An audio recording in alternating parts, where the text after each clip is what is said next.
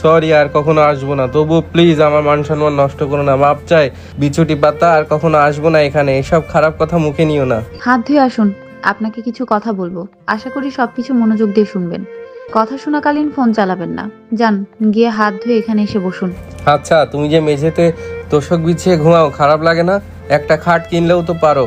আমি যে কয়েক ঘন্টা বসে থাকি তাতেই বিরক্ত লাগে। রাহুলের কথায় হুমায়রা ফুঁসে ওঠে, ধমক দিয়ে বলে, আজাইরা পেঁচাল বাদ দিন। আমার এত বড়লোকি ফুটানি করার ইচ্ছে হয়নি। আপনাকে যা বললাম তাই করুন। আমি কিভাবে থাকবো না থাকবো তা আমি বুঝে নিব। এমনি থেকে চুলা, গ্যাস সিলিন্ডার, হাঁড়ি পাতিল কিনতে কিনতে টাকা শেষ। আজকালের দিনে এভাবে কারা চলে এই শহরে? আজব। আমি বাবা কখনো পারবো না এভাবে থাকতে। তুমি যে কিভাবে থাকো, এত কিছু করো, বুঝি না। এখানে শুধু আমাদের তফাৎ না মিস্টার চৌধুরী, অনেক কিছুতে আমরা পিছিয়ে আছি আপনাদের থেকে। রাহুল হাত মুখ ধুয়ে এসে খেতে বসে। খাওয়া শেষে প্রতিদিনের মতো বলে, ভালো হয়েছে, অনেক ভালো হয়েছে। হুমায়রাও প্রতিদিনের মতো বিরক্তিতে চোখ মুখ কুঁচকে ফেলে। রাহুল উঠে বেলকুটির দিকে যাবে, এমন সময় ধাক্কা খায় হুমায়রার সাথে। হুমায়রা পড়ে যেতে নিলে রাহুল কোমর টেনে জড়িয়ে ধরে। হুট করে কোমরের কাপড় সরে গিয়ে কোমর উন্মুক্ত হয়ে যায়। রাহুলের নজর সেদিকে নিবদ্ধ হয়। হুমায়রা নিজেকে ছাড়িয়ে নিয়ে চেঁচিয়ে বলে, চোখ নামান মিস্টার চৌধুরী, নিজের চোখকে সংযত করতে শিখুন। তুমি পড়ে যাচ্ছিলে।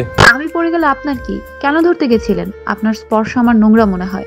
যেখানে আপনাদের সবাইকে ঘৃণা করি সেখানে স্পর্শ কতটা সেটা বুঝতে পারছেন নিশ্চয়ই। দেখো, এমন একটা বিষয় নিয়ে চেঁচামেচি করা মোটেও ঠিক না। আমি তো ইচ্ছে করে এমন করিনি। ওকে সরি, হঠাৎ করে এমন হয়েছে যা বুঝে উঠতে পারিনি। আচ্ছা, তো তোমার কোমরের... চুপ! আমি আমার শরীরের বর্ণনা আপনার থেকে চাইনি। আপনাকে যা বলার জন্য ওয়েট করতে বলেছি তা শুনুন। বলুন তো, আমার সম্পর্কে আপনি কি কি জানেন?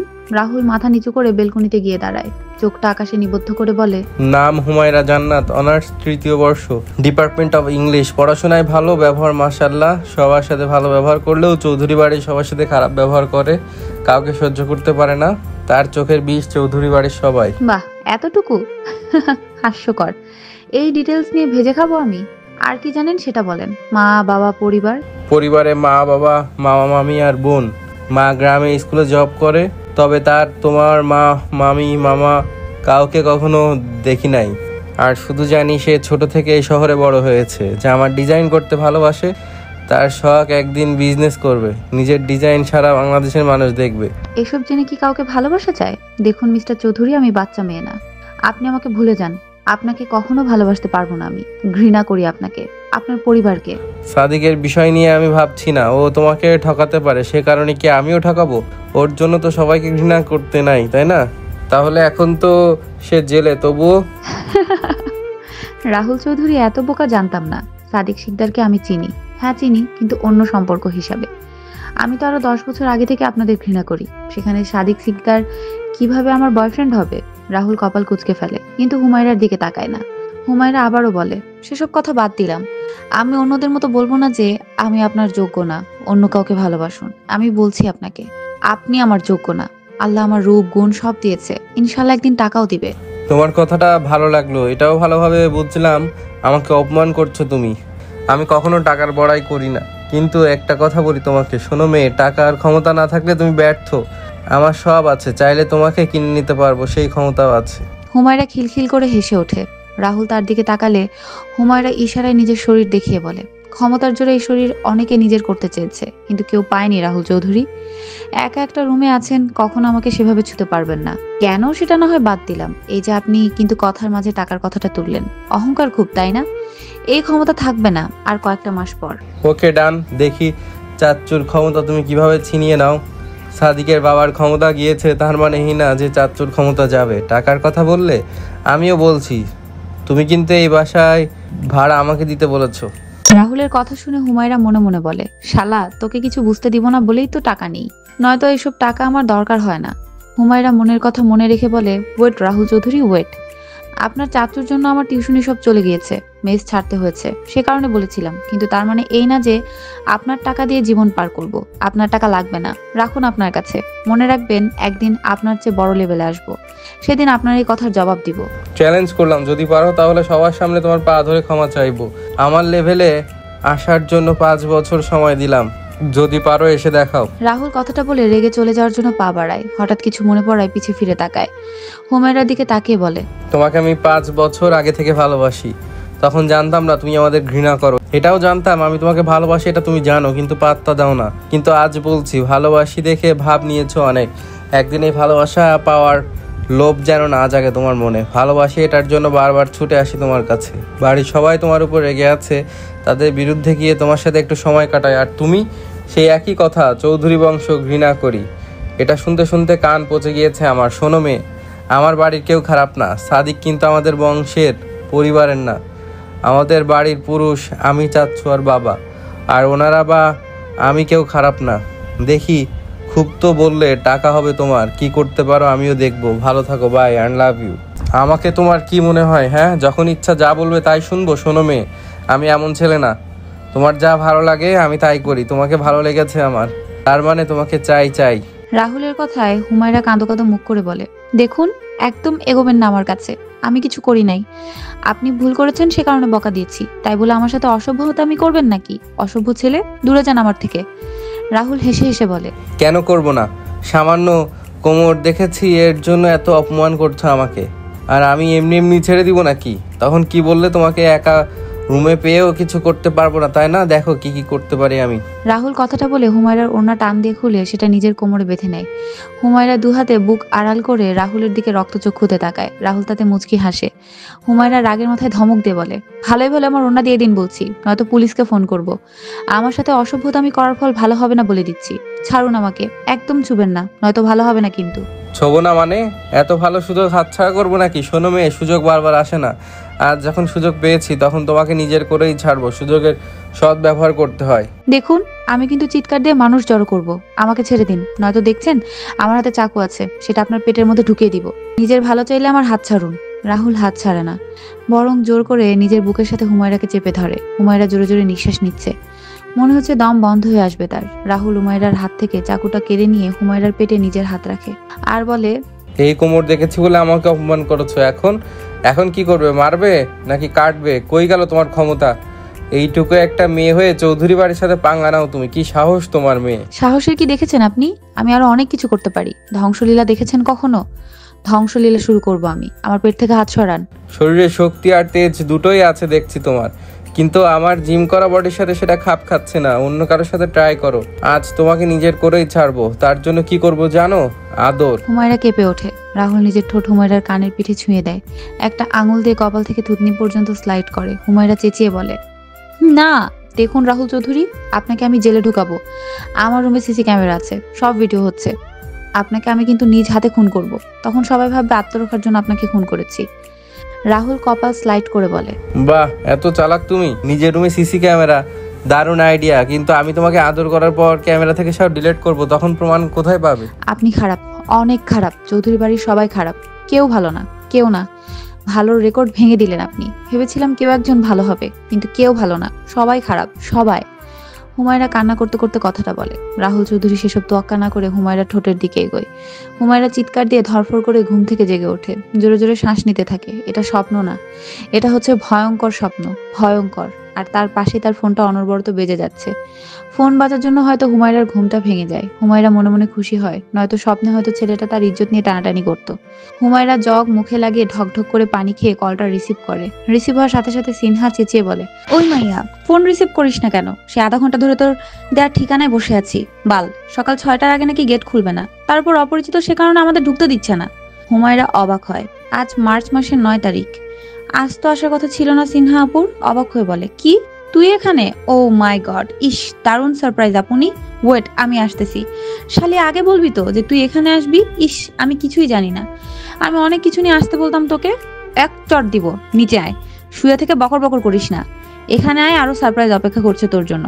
তাড়াতাড়ি আয় না সোনা, ঠান্ডায় জমে যাচ্ছি তো। সরি সরি আপু, যাচ্ছি, কিছুক্ষণ অপেক্ষা করো।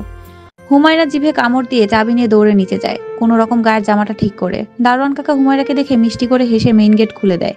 ব্যাগের উপর বসা নিজের মাকে দেখে হুমায়রা হামলে পড়ে, বসা অবস্থায় জড়িয়ে ধরে কেঁদে দেয়। উনি হুমায়রার মাথায় হাত বুলে দিতে দিতে বলে, হে মা, এ মেয়ে দেখি কান্না করে। বিয়ের পর তাহলে কি করবি? হ্যাঁ, তখন তার প্রতিদিন দেখা হবে না। বছরে যদি 2-3 বার দেখা হয়, তাহলে দেখি তুই কেঁদে কেঁদে সমুদ্র বানাবি। সিনহা ঢং করে বলে, সেই সমুদ্রে তুমি আর আমি গোসল করবো ফুপিমণি। আর তোমাদের পীড়িতের কান্না শেষ হলে বলো, এত এত লাগেজ উপরে নিয়ে যাবে কে? এসব আমি সিঁড়িতে উঠাতে পারবো না। হুমায়রা ধমক দিয়ে বলে, একদম চুপ কর। আম্মুর সাথে কতদিন পর দেখা হয়নি জানিস? এখানে আসার পর থেকে ভিডিও কলে কথা বলা হয়নি। তুই তো ফোন নিয়ে বাড়িতে থাকিস না। ভাবছি আম্মুকে একটা বড় ফোন কিনে দিব। কিন্নির শখ কত, যা ভাগ। আমি গেলাম, তুই এসব নিয়ে আয়। ফুপি তুমিও আসো তো। ও এসব কিভাবে নিয়ে আসবে, আসুক, আমাদের কাজ শেষ। সিনহা জোর করে ফুপিমণিকে নিয়ে যায়। হুমায়রা হা হয়ে ব্যাগপত্র দেখে, 5টা বড় বড় ব্যাগ। তারপর চোখ যায় একপাশে রাখা সেলাই মেশিনের দিকে। সিনহা আপু যে সেলাই জানে সেটা সে নিজেও জানে, তাই বলে সব মাথায় করে তুলে নিয়ে এসেছে নাকি? হুমায়রার এত চিন্তার মাঝে সেখানে হাজির হয় রাহুল। রাহুলকে দেখে রাতে স্বপ্নের কথা মনে হয় তার। ভয়ে গলায় থুতু দেয়। রাহুল অ্যাটিটিউড নিয়ে বলে, কোনো সাহায্য লাগলে বলতে পারো। আমার শরীর দয়ার শরীর, কাউকে সাহায্য করতে পিছপা হয় না। আপনি এখানে কি করছেন? সেটা তোমার না শুনলেও হবে। এটা বলো, আমি আহাদের ফ্ল্যাট থেকে বের হওয়ার সময় দেখলাম তোমার ফ্ল্যাটে দুজন মহিলা গেল। ওনারা কি তোমার মা বোন? হ্যাঁ হ্যাঁ, আরে না না, ওনারা আমার দুঃসম্পর্কের মা বোন। দুঃসম্পর্কে মা বোন মানে কি ছাগল পাগলের মতো কথা বলছো? Are you okay? আরে দূর, কি সব বলছি, আসলে ওই মেয়েটা আমার খালাতো বোনের ভাইয়ের মেয়ে। আর ওই মহিলা আমার ওই বোনের ফুপি, বুঝলেন? ফাটাফাটি বুঝেছি। ওনারা কি এখানে থাকবে? এত জিনিস কেন? মনে হচ্ছে বাড়ি মাথায় করে উঠিয়ে আনছে। দেখো, ফ্ল্যাটে আজে বাজে মানুষ এলাও না। সেটা আমি বুঝবো, ভাড়া আমি দিব যখন, তখন ফ্ল্যাটে যা ইচ্ছে করি। আপনাদের দেখার বিষয় না। দরকার হলে জামাই নিয়ে এসে থাকবো। আপনাদের কি? হ্যাঁ, কারো কিছু হোক বা না হোক, আমার অনেক কিছু। আচ্ছা, হাতে হাতে ব্যাগ নিয়ে যাচ্ছি, চলো। ইস, এত ভারী ভারী ব্যাগ কেন? কোনো সোনার মঞ্জিল আছে নাকি? পিতল আছে, পিতল। আমরা সোনা চিনি না। গরিবদের জন্য পিতল, লোহা, তামা এসব সোনাই সোহাগা। এই শরীর বানিয়ে কি লাভ? যান, এসব আমার ফ্ল্যাটে দিয়ে আসুন দেখি। বেয়াদব মেয়ে, রাতে এত কথা শোনালো আমাকে, আর আজ আমাকে দিয়ে কাজ করিয়ে নিচ্ছে।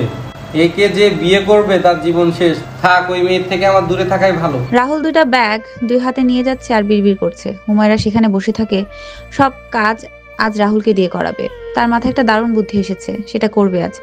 আধা ঘন্টার মাঝে সবকিছু উপরে উঠানো হয়। রাহুল হাঁপিয়ে গেছে, এই ঠান্ডার মাঝে ঘেমে একাকার হয়েছে। এমন সময় হুমায়রা 200 টাকা রাহুলের হাতে ধরিয়ে দেয়। রাহুল সহ সিনহা ও হুমায়রার মা চমকে ওঠে। রাহুল ভ্রু কুচকে তাকালে হুমায়রা বলে, ধন্যবাদ আপনাকে, এটা আপনার পাওনা। এত কষ্ট করে আমার জিনিস উপরে এনে দেওয়ার জন্য এটা আপনাকে দিলাম। কাজ করে দিয়েছেন, টাকা দিব না, এটা কি করে হয়? নিন, রাখুন আপনার কাছে। হুমায়রার মা চমকে উঠে বলে, হুমায়রা, এসব কি মা? ছেলেটা কষ্ট করে এসব এনে দিল, আর তুই টাকা দিয়ে অপমান করছিস? বাবা, তুমি কিছু মনে করো না, মেয়েটা একটু এমনই। হুমায়রা মায়ের কথায় মুখ বাঁকায়। সিনহা রাহুলের রাগী মুখের দিকে তাকিয়ে বলে, না ফুপি, ঠিকই করেছে হুমু। হয়তো ছেলেটা সব কাজ করে সে কারণে টাকা দিয়েছে, নয়তো হুমায়রা কাউকে টাকা দিয়ে অপমান করবে কেন? টাকা দিয়ে বুঝি কাউকে অপমান করা যায়? ভাইয়া কম হলে বলেন, আরো 100 টাকা দিচ্ছি। সিনহা কথাটা বলে অন্যদিকে মুখ ফিরে মুখ চিপে হাসে। হুমায়রা ঠোঁট কামড়ে চুপচাপ দাঁড়িয়ে থাকে। রাহুল চোখ গরম করে তাকিয়ে থাকে। তার বলতে ইচ্ছে করছে, আমি কাজের লোক না, আমি এমপির ভাতিজা, বিজনেসম্যান আবির চৌধুরীর একমাত্র পুত্র।